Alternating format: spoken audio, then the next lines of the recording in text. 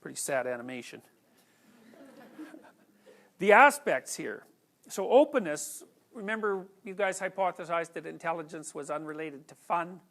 Well, fun is pretty much an extroversion sub-element, and intelligence is associated with openness. And it roughly breaks down like this. So IQ is probably a better measure of the aspect intellect, like IQ tests are a better measure of the subscale intellect than personality measures are. So what it means is that for intellect, for intelligence, we have a measure that isn't merely self-report.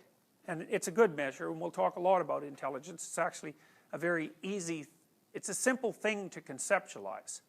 So it's a more difficult thing to try to explain, but conceptually it's fairly straightforward.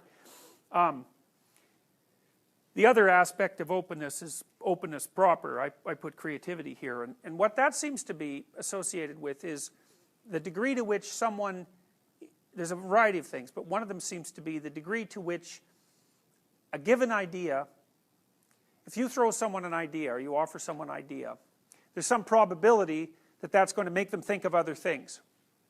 The more open someone is, the more likely it is that any given idea is going to make them think of more things, and also the open person has a more diverse range of things that that idea might bring about.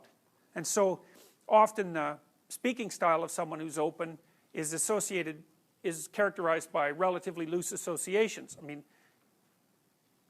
like my lectures, for example. So it's a measure of creativity, but it's also a measure in some sense of lack of constraint on the propagation of ideas through the idea network. And I don't know exactly what that means neurologically. I do know that you can be relatively high in intelligence and relatively low in openness or creativity, but the two things do tend to co-vary.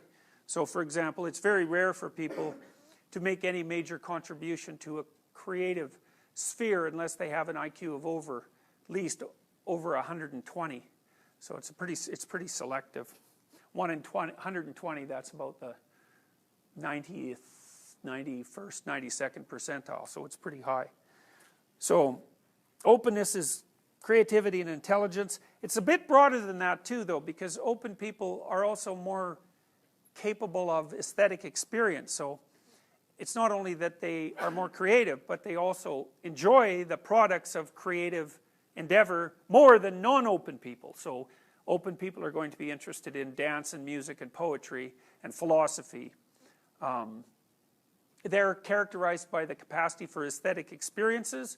You know, so some people can listen to music and the hair on the back of their neck will stand up, or maybe they get the same sensation when they're watching someone dance.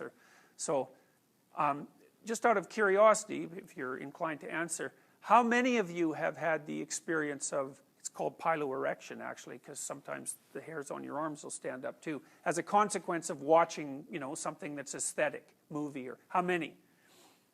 Quite a lot of you. How many haven't? Okay, so well, there's a lot of, you know, by that measure anyways, there's an awful lot of open people in this class.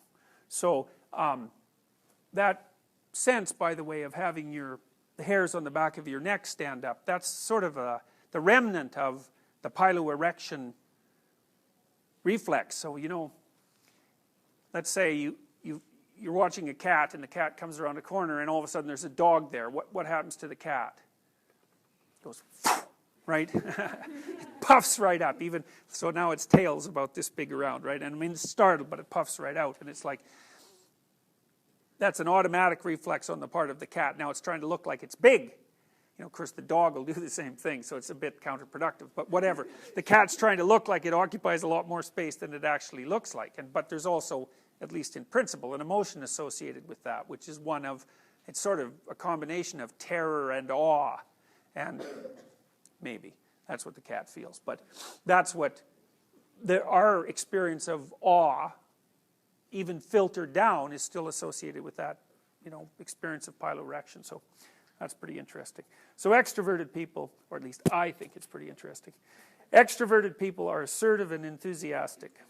And so the enthusiasm dimension seems to be associated with a lot of overt positive emotion. And so extroverts in many ways are more fun. They laugh more, they talk more. That is not necessarily more fun. They're very gregarious. They like to hang out at parties. They plan parties. They tell jokes. In fact, telling a joke is actually a real marker of extroversion. So how many of you here tell jokes? Yeah. How many don't? Okay, so how many of you tell good jokes? Anyways, so yeah, also one of the behavioral markers we found for extroversion was that extroverted people also tell dirty jokes. So how many of you are capable of that particular act? Yeah, so you in particular, you. All right, so yeah, so the assertiveness element of extroversion, that's, I guess, sometimes that's the part of extroversion that maybe isn't so much fun, because extroverts can be very verbally dominant. One of the things I do in my 4th year undergraduate personality seminar is I split the group into introverts and extroverts. So, because I often have the class do debates, and if you put an extrovert in with a bunch of introverts and there's a debate, so there's one extrovert here and 3 introverts, and one extrovert here and 3 introverts, then the 2 extroverts have the debate, and the introverts don't say anything. And introverts are interesting because it's not like they don't have anything to say. Because if you point at an introvert and say, do you have something to say, then they'll say something that they're thinking, but they'll very rarely, especially if they're very introverted, they'll very rarely offer it spontaneously. And so I found that if I divide the class into 2 groups of introverts and 2 groups of extroverts, and then I have them do like a 4-way debate, the introverts will talk like mad in their own group, you know, because they're not being overpowered by an extrovert. And the extroverts seem to have a much lower threshold for speaking. It doesn't take much of a stimulus to get them talking. Or they have a real impulse to talk. Like my daughter is super introverted or extroverted. It's impossible for her to think something without saying it. So, you know, which is not always to her benefit. But extroverts have a real impulse to speech, you know, and whereas introverts, they have to be sort of prodded into it. Extroverts also seem to be sort of, what would you call it? Energized by social interactions. You know, they'll go to a party and they get more and more and more energy, whereas an introvert will go to a party and it's like, they'll be there for an hour and then they've had enough people and they want to go home and sit in their room and recharge. And it isn't exactly, we really don't have any idea why that is, but it seems to be a pretty reliable marker of the difference between the 2 groups.